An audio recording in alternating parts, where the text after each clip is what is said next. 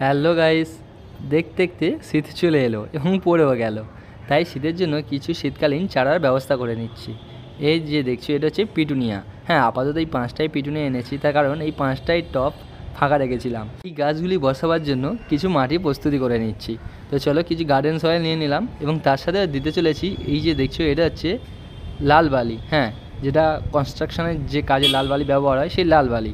তো এই লাল বালি এবং মাটিটা মিক্সড করছি, তার কারণ মাটিতে যাতে অতিরিক্ত ঝুরঝুরে ভাবটা আসে এবং জলটা অতি সহজেই যেন বেরিয়ে যায়।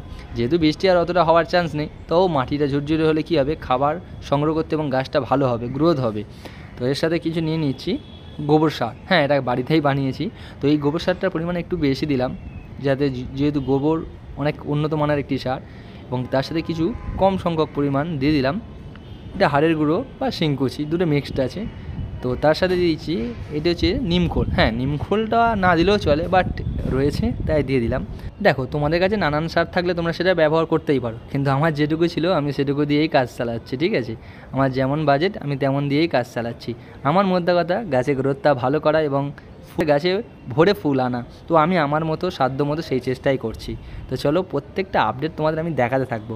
আর এখন এই মাটির প্রস্তুতিটা করে নেব, কারণ মাটিটা যত ভালো মিক্সচার হবে ততই গাছ ভালো গ্রোথ হবে এবং এই মাটি থেকে খাবার সংগ্রহ করতে সুবিধা হবে।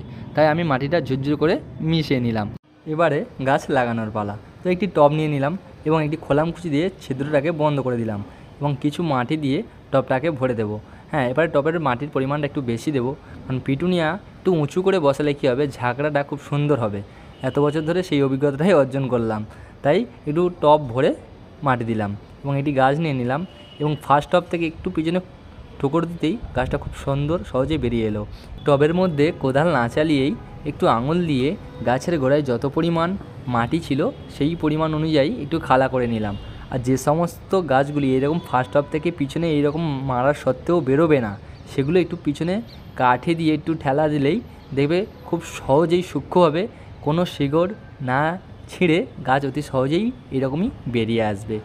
লাস্টের প্রসেসটা অ্যাপ্লাই করাই গাছের পক্ষে ভালো। এবারে ফাইনাল জল দেওয়ার পালা। হ্যাঁ, এই যে গাছে জলটা দেব, আমি পুরোপুরি জল দিয়ে গাছটাকে ভরিয়ে দেবো না।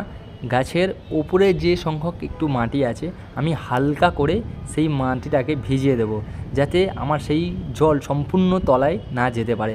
হালকা করে ভিজিয়ে দেবো এবং এই জলটা একদিন অন্তর অন্তর হালকাভাবে ওপরে প্রলেপটাকে আমি ভিজিয়ে দেবো। চলো, টাটা, বাই বাই।